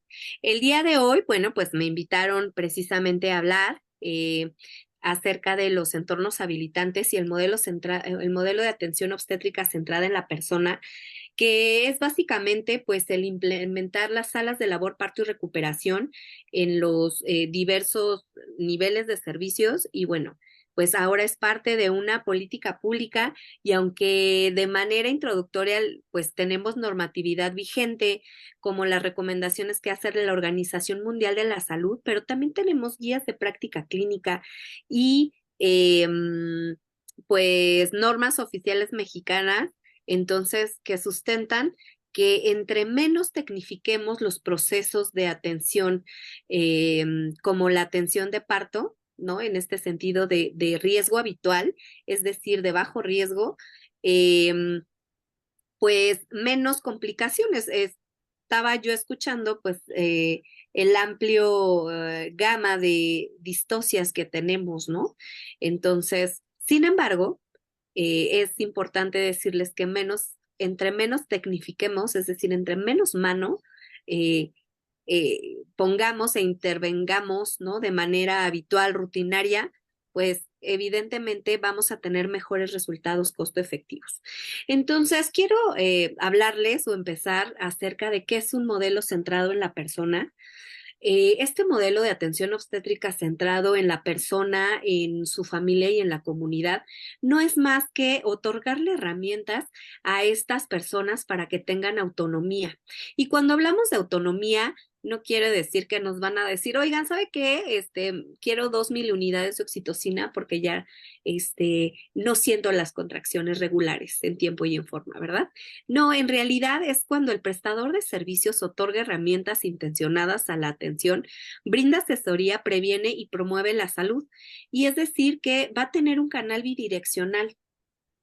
La usuaria va a tener la confianza en preguntar y de participar, de opinar, de sugerir, ¿no? Inclusive el acompañante puede tener también el desarrollo de competencia y de autovigilancia y cuidado. Entonces, esto implicaría sentido de autonomía. La usuaria sería capaz de decidir de su salud, pero de manera informada, sin la replicación del, no, pues es que me lo dijo mi vecina, por ejemplo, ¿no? Entonces son acciones de salud pública para promover las decisiones informadas de su salud. Y bueno, algo que tenemos en base a este modelo de atención centrado en la persona, pues es el componer o el crear redes de apoyo comunitarias. Entonces, la persona pues tiene un rol en su comunidad, en su sociedad, en su familia. Entonces, tenemos algunas acciones como pueden ser los clubes de embarazo, las madrinas, los padrinos obstétricos, las parteras tradicionales y, por supuesto, el primer nivel, que sería la atención prenatal. Entonces, si lo vemos de esta manera, las redes de apoyo comunitarias o este espacio social, pues reconocen el embarazo y parto como un evento biológico, social, cultural y afectivo, es decir, que constituyen una experiencia con un profundo significado emocional, espiritual, psicológico y físico. Entonces, lo que tenemos que hacer en esta parte de la atención es una clarificación de valores. Por ejemplo, a veces podemos decir, es que yo quiero lo mejor si mi esposa, mi hermana, está pariendo. Y entonces le damos el privado VIP y entonces el esposo sí puede estar presente. Pero el clarificar un valor, entonces nos tendría que llevar a decir por qué para mí sí y para las usuarias a las que les presto servicios no. Entonces, en este sentido es reconocer a la otredad, es decir, que es parte de una identidad, que esta persona piensa y puede tomar decisiones. Si nosotros le damos la información certera, entonces ella podrá reconocer su embarazo como un proceso natural, pero también sabrá identificar factores de riesgo, que a veces ese es el pilar cuando sesionamos casos, por ejemplo.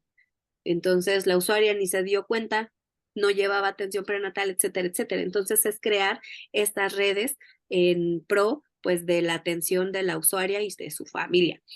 En las salas de labor, parto y recuperación, pues son estos espacios dirigidos a la atención expectante del propio trabajo de parto.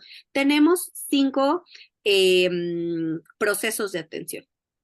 Uno, pues vamos al ingreso de la sala de labor, parto y recuperación, es decir, ¿cuáles serían nuestros criterios de atención?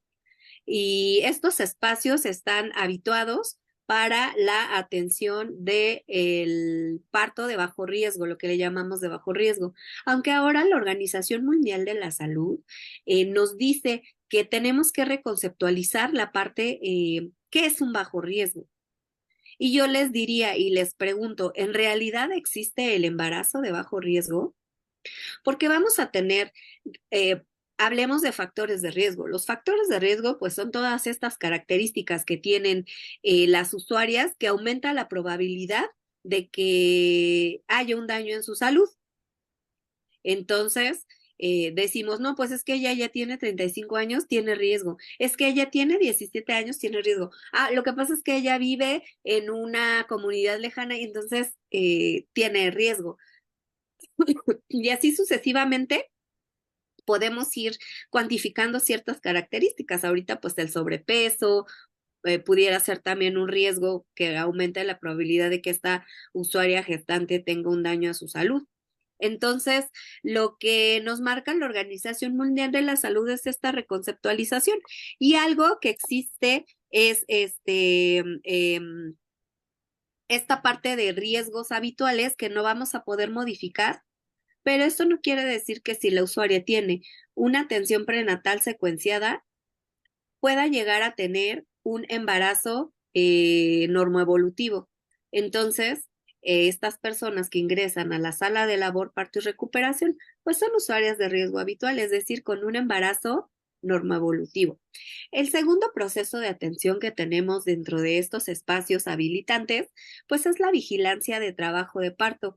Y cuando hablamos de vigilancia de trabajo de parto, quiere decir que es esta vigilancia expectante donde la usuaria pueda deambular, donde pueda ingerir líquidos claros, donde pueda estar acompañada, donde el prestador de servicios sepa, conozca y reconozca algunas medidas complementarias favorecedoras para el trabajo de parto, como pudiera ser pues el uso de la pelota kinésica, el principio de la musicoterapia, de la aromaterapia, etcétera, etcétera, de la importancia de tener en estos procesos oxitóxicos una luz tenue, por ejemplo.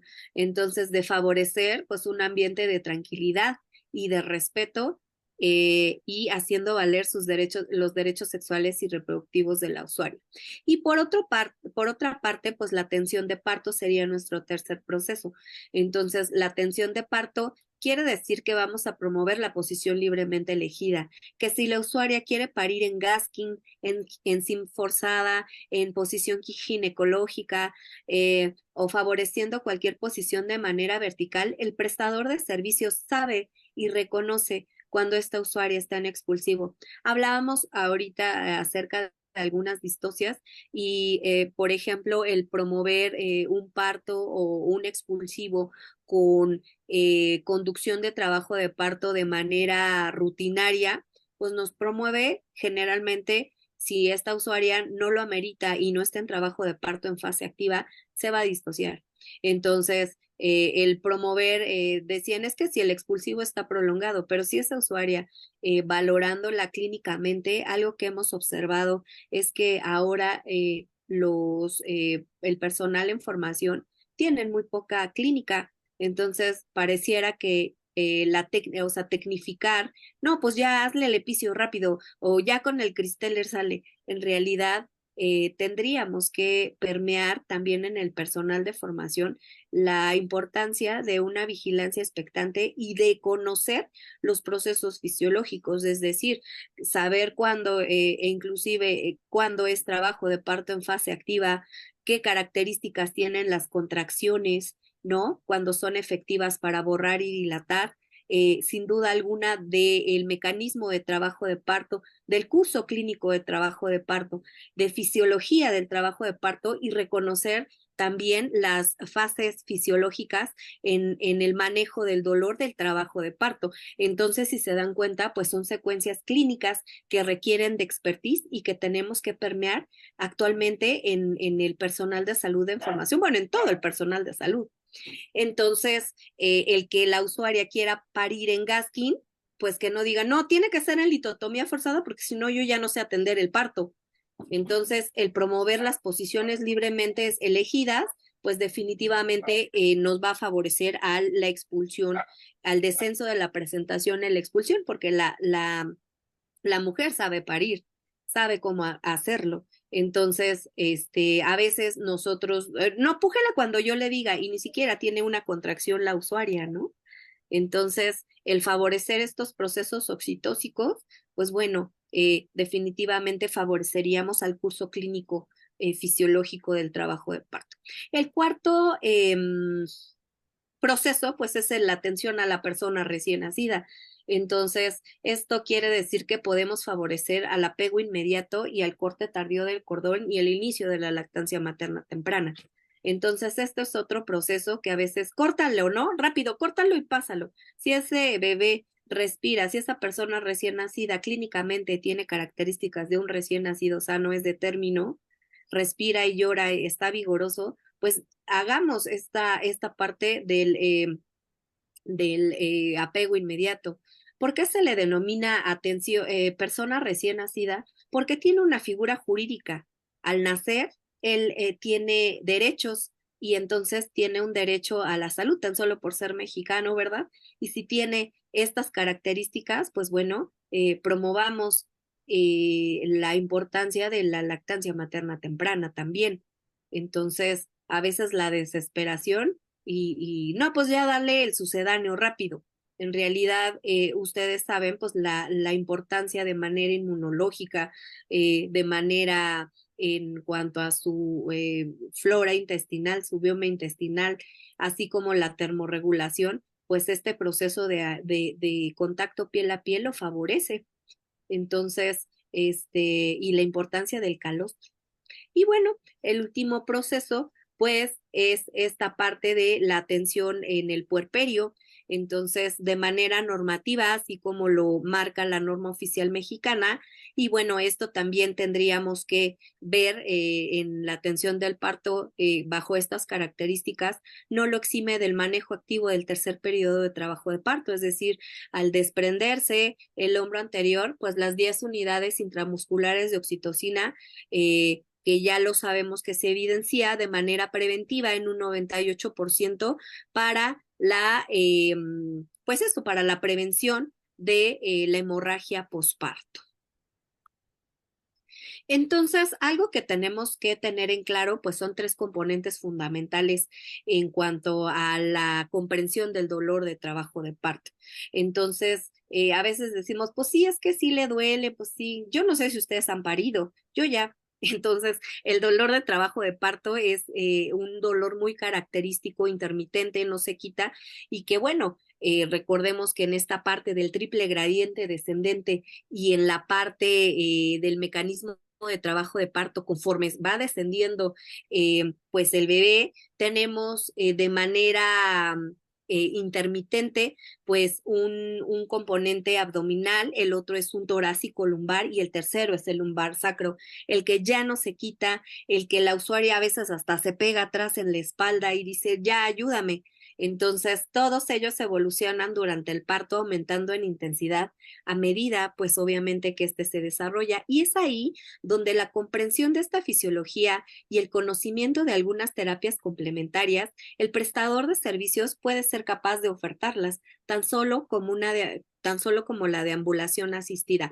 Entonces, aquí veamos en esta diapositiva, pues una distribución precisa del dolor del trabajo de parto. Entonces, se va irradiando, va haciendo de leve a muy, muy intenso. Entonces, esto implicaría, pues bueno, el comprenderlo, el conocer y el poderle ofertar en este sentido algunas técnicas para que la usuaria pueda percibir bienestar en su cuerpo.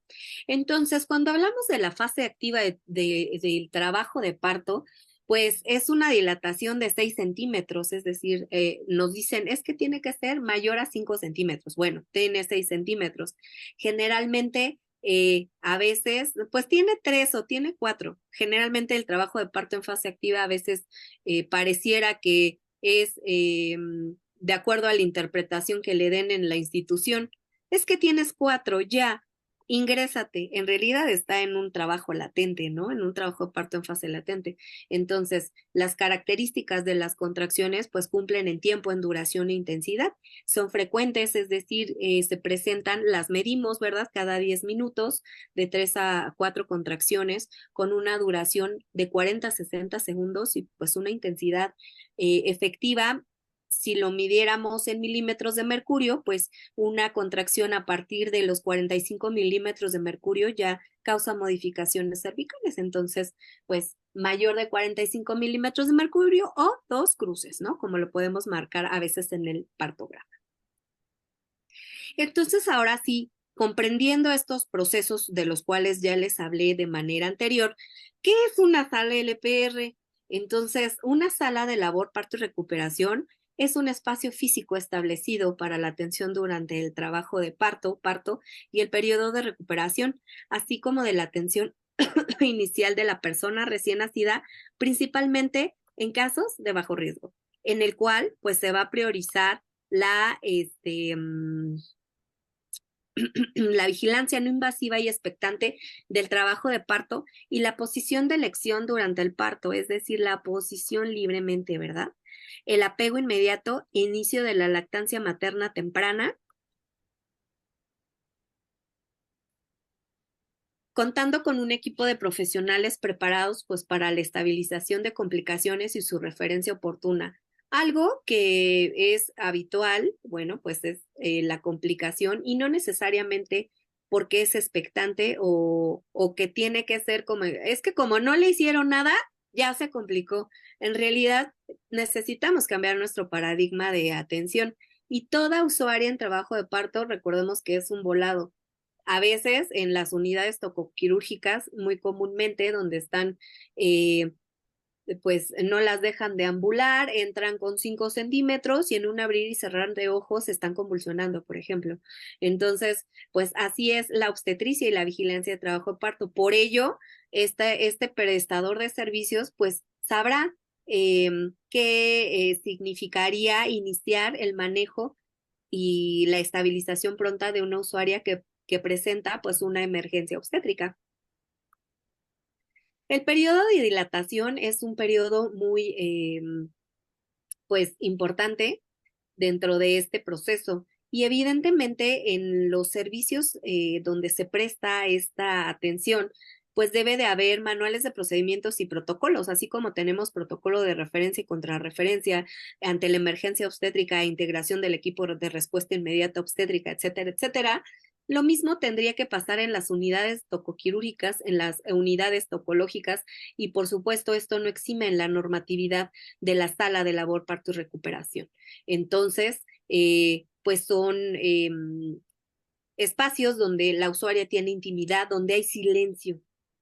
Generalmente no hay silencio, las usuarias pues las ignoramos y decimos la cama de las 5 que tiene 7 centímetros y no dicen, pues de la señora Mercedes que ya está en fase activa, ¿no? O sea, no, mire, la señora esa gritona es la que tiene 8.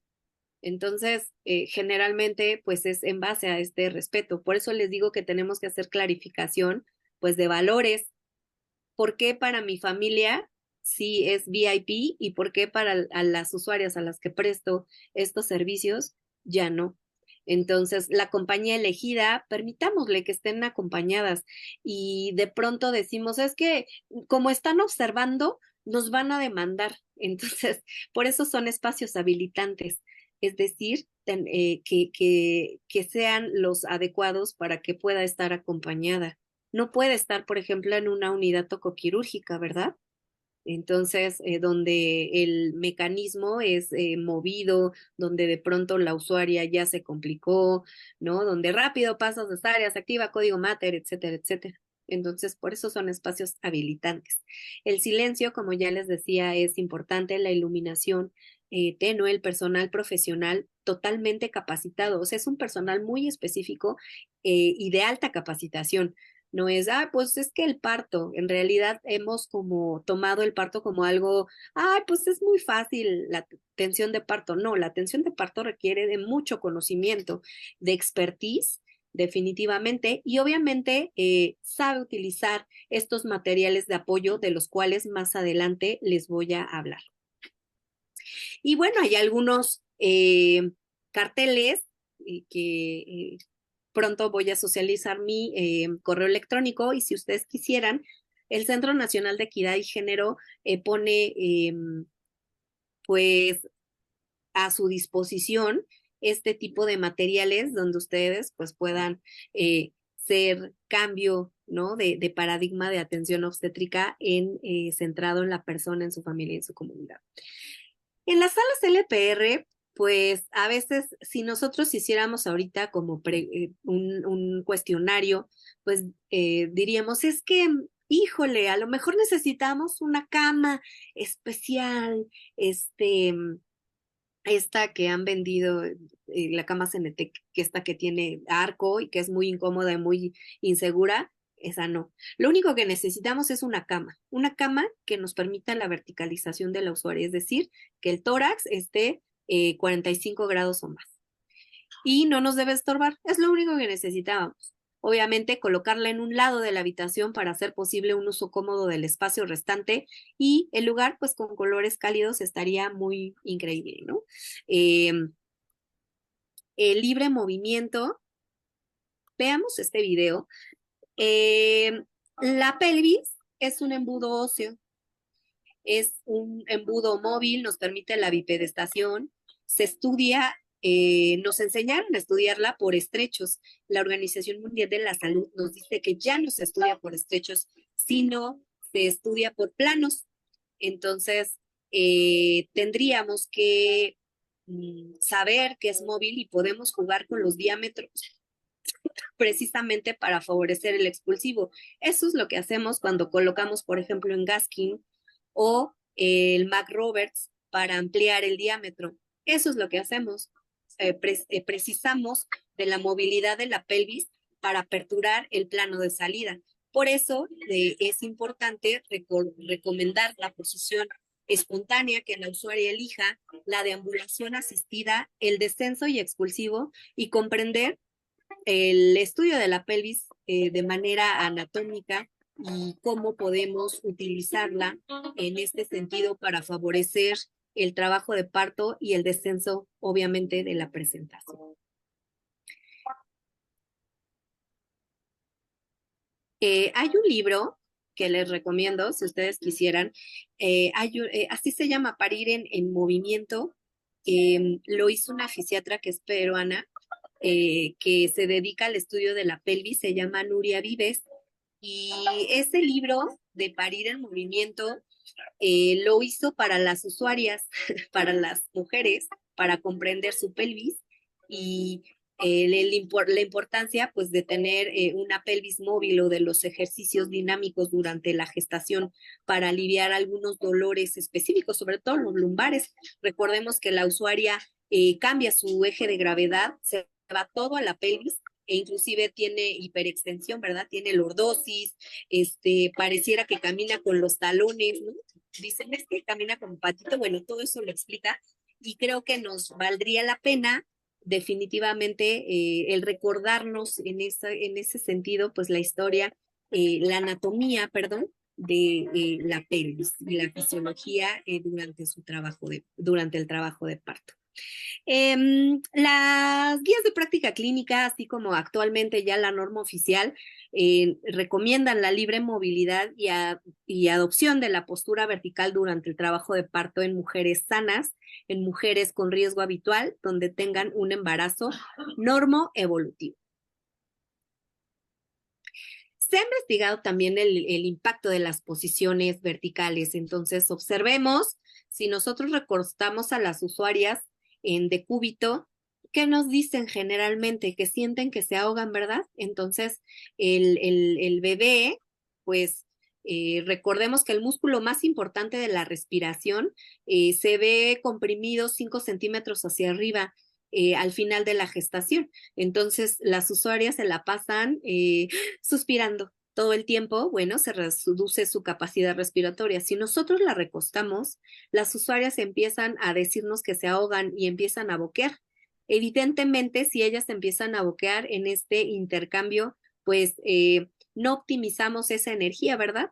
Pero, bueno, obviamente también de pronto cuando nosotros las exploramos, les hacemos su maniobra de Leopold. Bueno, a veces ya ni maniobra de Leopold quieren hacer, ni los residentes, porque quieren utilizar el ultrasonido, porque, pues, no sé por qué tienen esa premura, ¿no? Esa urgencia de tecnificar, ¿no? Así como los internos, en las supervisiones que nosotros hacemos en el Centro Nacional, nos hemos encontrado hasta el estudiante ávido de utilizar pues estos procesos técnicos. Entonces, cuando nosotros la recostamos y si le pedimos que se levante así como rapidísimo, se puede desmayar. Hay un efecto Poseiro o el síndrome de la vena cava, donde está comprimida y de pronto se descomprime y se hace por ahí un reflejo vagal y se puede desmayar. Pero si nosotros favorecemos las posiciones verticales, este aumento de la capacidad respiratoria de la madre se restituye también el volumen del flujo sanguíneo y evidentemente la usuaria podrá tener pues una sensación de bienestar. Y qué mejor si le otorgamos herramientas como la asistencia, la deambulación asistida e inclusive le enseñamos a respirar. No sé si ustedes lo sepan, pero también el estudio de la respiración para dar esta parte de cuidar la energía, ¿no? O sea, las fuerzas o la energía durante el trabajo de parto es muy importante. Tenemos 3 tipos de respiraciones, la torácica, la clavicular y la abdominal, y podemos estar enseñando a la usuaria cómo puede hacer, cómo puede hacer sus respiraciones para optimizar pues su energía en el momento del expulsivo. Esta a veces se conecta ya con su cerebro reptiliano y por más que nosotros le expliquemos y le digamos en ese momento donde dice ya tengo que pujar, no nos va a escuchar.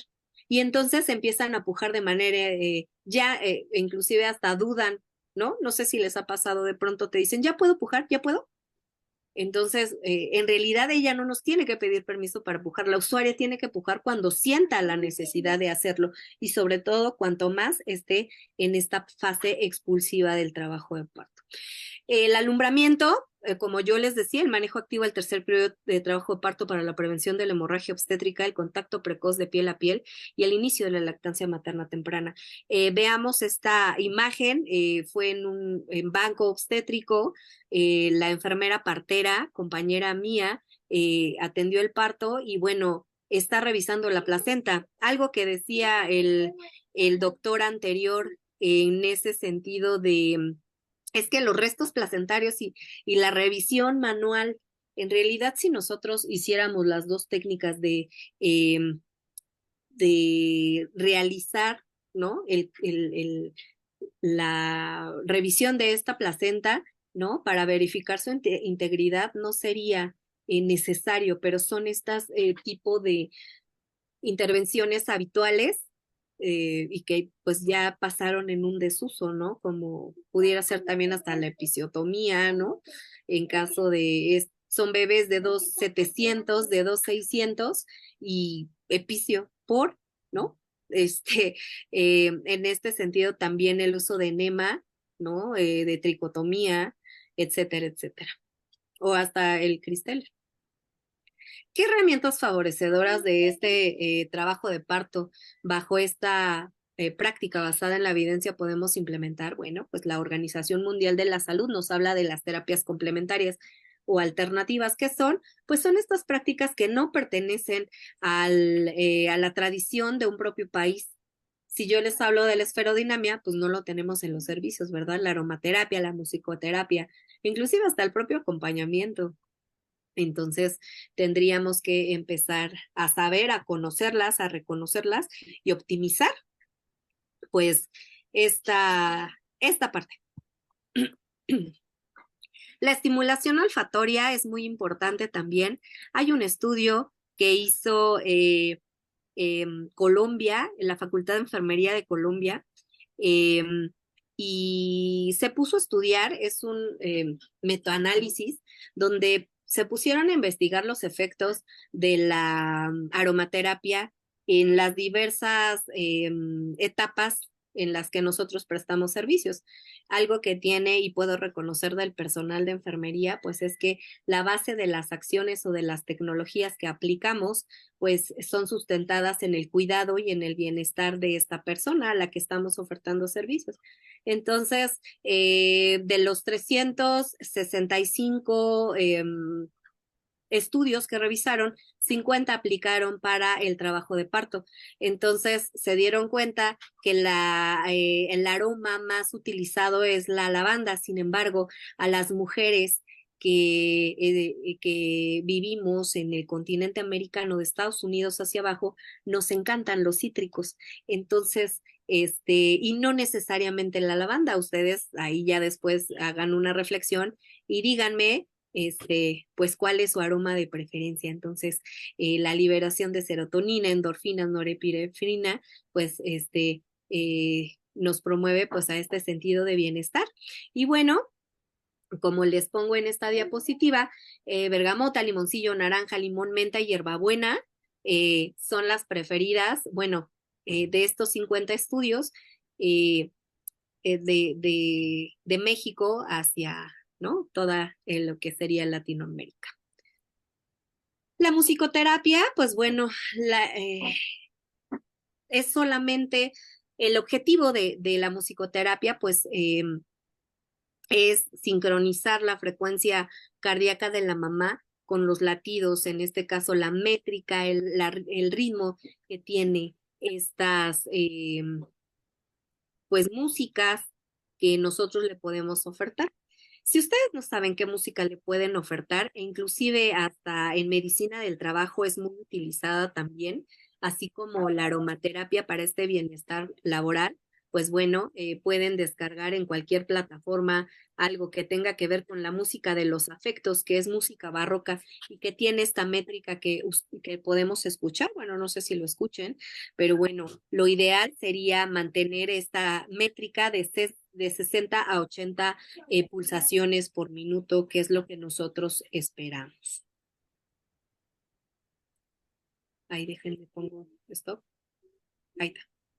Y bueno, la deambulación asistida sería otro recurso donde tenemos también que comprender pues estos cambios del tercer trimestre de los cuales les hablaba cuando tocábamos el tema de la pelvis, el centro de gravedad, la postura cambia, el equilibrio se ve afectado, la distensión de la pelvis, evidentemente el eje gravitatorio se va a la pelvis, entonces se distiende y hay compresión pues de órganos vecinos, entre ellos pues sabemos la importancia del músculo más importante de la respiración, que es el diafragma, pero en la parte posterior tenemos al recto y en la anterior pues a la vejiga.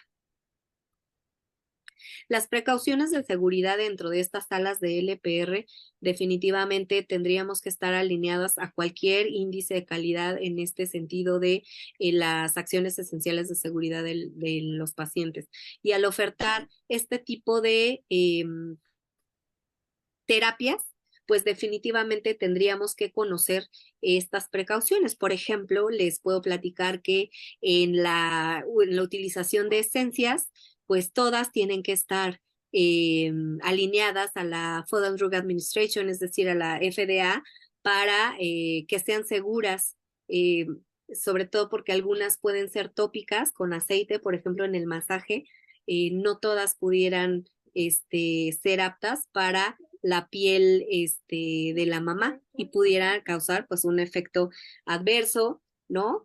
Y bueno, en este caso, en la utilización de estos recursos como puede ser la esferodinamia, pues el piso tiene que ser seguro para deambular, no solo para la utilización de la esferodinamia, sino para la deambulación de la usuaria.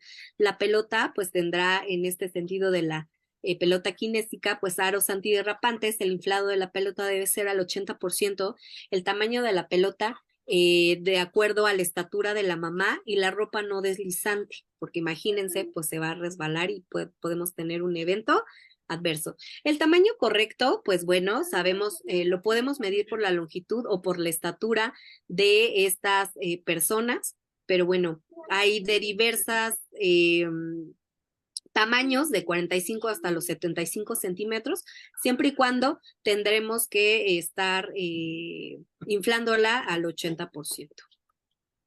Y la mecánica corporal es muy importante acerca de las posiciones durante el trabajo de parto. A veces las usuarias es lo que menos vemos. Entonces, entre más le digamos, separe las piernas y puje, y en realidad a veces hasta salen con lesiones. Y bueno, es importante la mecánica corporal tanto del prestador de servicios para evitar lesiones como también de la usuaria. Entonces, en la utilización de la pelota kinésica, los ángulos de 90 grados son importantes, ¿no? Entonces, como lo veíamos en esta diapositiva, veamos la rectitud de la espalda, de la pelvis a la rodilla y de la rodilla hacia la planta del pie. Todos son ángulos de 90 grados. Y bueno, yo les invito a que bajen este lineamiento de atención de los entornos habilitantes. Lo encuentran gratis en la Secretaría de Salud. Y bueno, pueden ver que es un lineamiento que avala y respalda la habilitación de estos espacios para la vigilancia expectante, que son factibles en el primer y segundo nivel de atención y que bueno, evidentemente son para usuarias, bueno, de riesgo habitual y que pues lo que se promueve pues es precisamente esta cuestión del respeto de los derechos sexuales y reproductivos hacia las usuarias.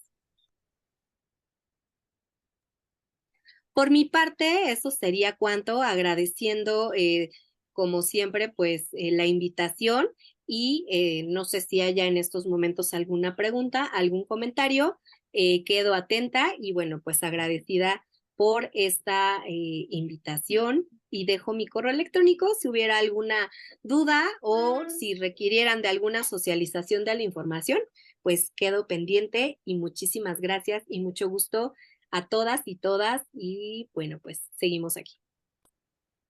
Muchas gracias, maestra. Me parece que no hay preguntas por el momento, pero muchas gracias por compartirnos su correo. Cualquier cosa estamos en comunicación. Le agradecemos haber participado. Ya nos están poniendo preguntas. Dice, ¿cómo se puede usar la aromaterapia? ¿Como spray o en vapores o con un atomizador? Sí puede ser por difusión, o sea, por difusor.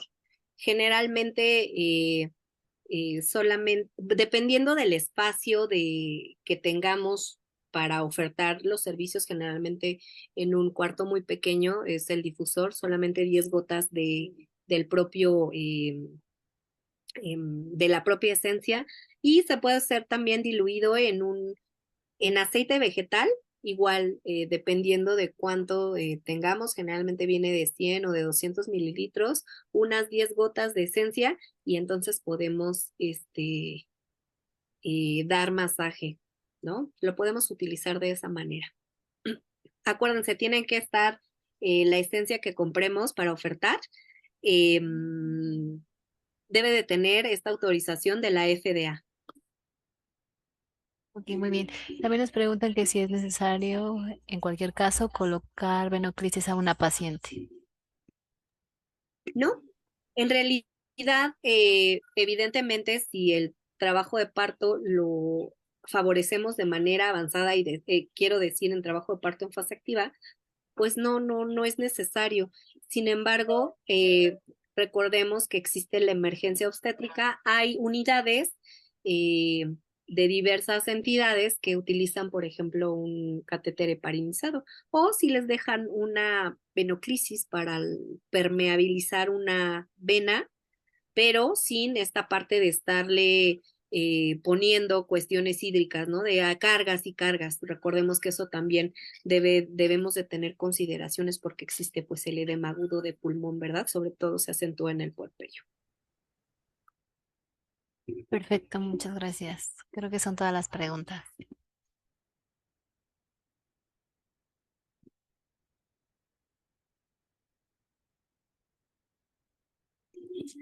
Estamos por terminado el día de hoy. Muchas gracias por acompañarnos. Cualquier duda también están poniendo los ponentes disponibles. Les pasaron algunos de sus contactos y muchísimas gracias por participar y excelente tarde.